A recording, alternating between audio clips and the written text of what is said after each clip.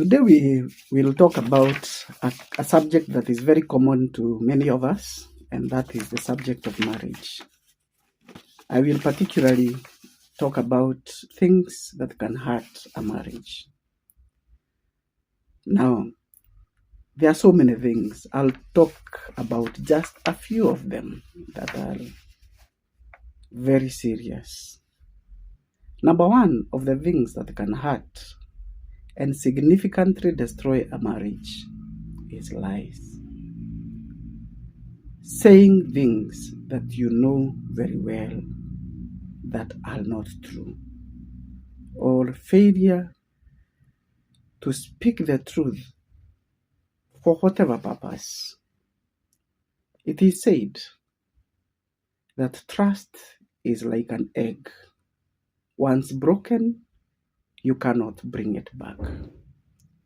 The moment you speak lies to your spouse, then he begins or she begins to think, what else have you not told me?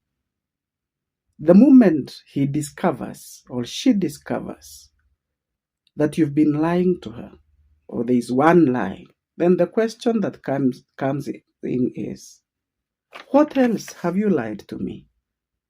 What other lies are you keeping away from me? What else is not true in this relationship? It begins to bring a lot of suspicion, to bring a lot of discomfort in that relationship. So it is extremely important to always speak the truth to your spouse. You would rather hurt them with the truth than pamper them with lies. Because one day, lies will come out. And if you are a liar, I always say, you have to have a very good memory, so that the first lie agrees with the second, and the second agrees with the first, and the third agrees with the second and the first, and the fourth agrees with the third, the second, and the first. And the chain continues like that.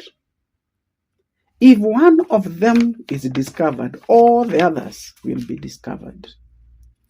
Speak the truth to your spouse or to a person you're in a relationship at all times. Let them deal with the truth rather than discovering that they have been living a lie all throughout. The second thing that hurts marriages and a relationship is getting into a comfort zone. We all know the effort that we make so as to kuigiza mtu box when you met the first time. The way you would wear expensively, the way you would be very creative in the words that you would speak, the efforts you are making that time.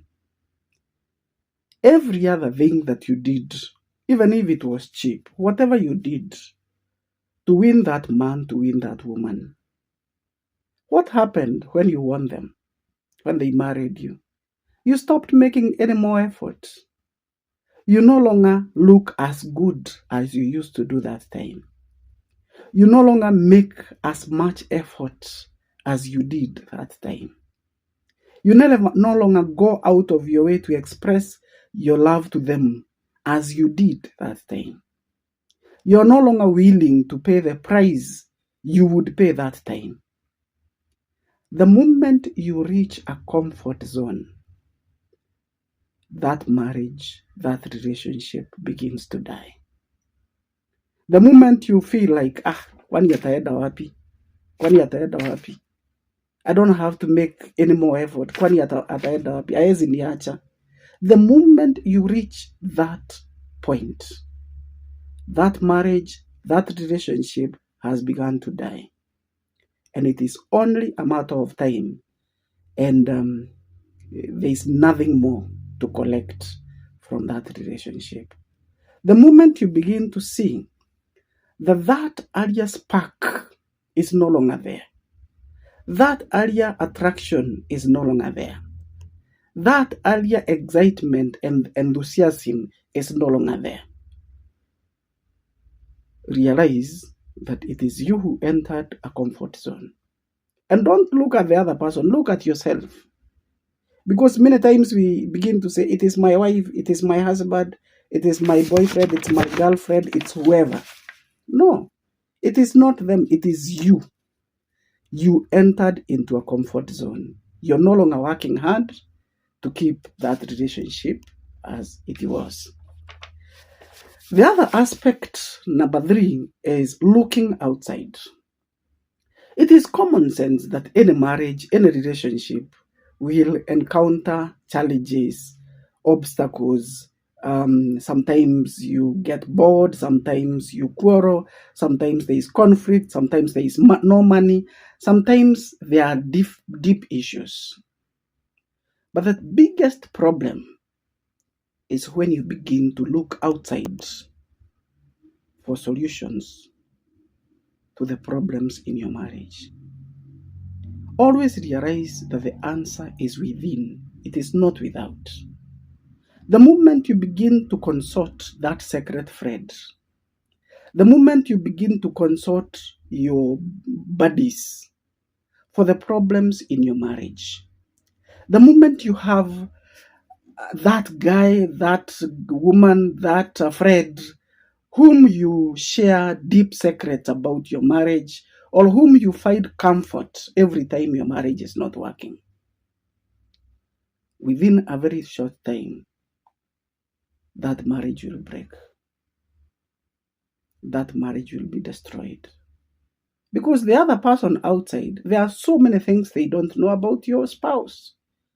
There's so much they don't know about your husband. There's so much they don't know about your wife. So, the moment you introduce them into your relationship, you contribute significantly in destroying that relationship. Don't look outside, look within. You have an answer, and your spouse has an answer. Whatever the problem it is, you two sit together.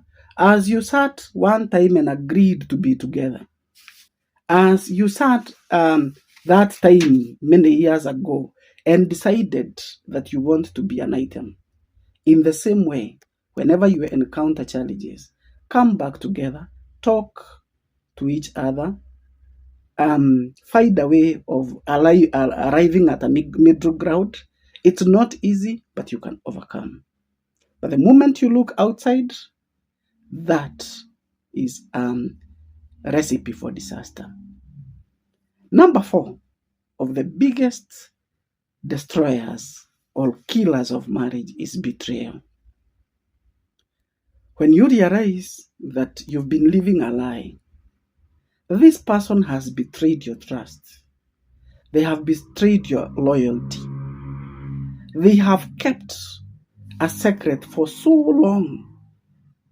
That secret about a relationship they have kept, a friendship they have kept, a deal they're having with so and so, or things they do secretly, sometimes with their relatives. And ladies are culpable when it comes to this. That many times you find ladies who are building empires with their brothers and sisters at the expense of their spouses, of their husbands. Equally, there are men who do that. That is significant betrayal. When someone feels betrayed, it will become almost impossible to rescue that marriage. Be truthful. Be loyal. And if you have any reason why you should not be loyal, look at that person on the face and tell them, I don't think I can be loyal to you any longer. Let's call this off, so that everyone moves their direction. So betrayal is very, very hurting. Actually, very few people are able to recover from betrayal. And even when they recover, they keep on having things that come out, emotions that arise. Once in a while, they remember how much they have been betrayed. something comes up and they can easily kill, they can easily hurt, they can easily get bored, they can easily get carried away. So telling lies, entering into a comfort zone, looking outside, and betrayal, for me, those are significant and very serious threats to your marriage and to your relationship. May God help you to deal with them so that your relationship, your marriage can grow to what you want it to be, and it can bring glory and honor to the kingdom of God. God bless you.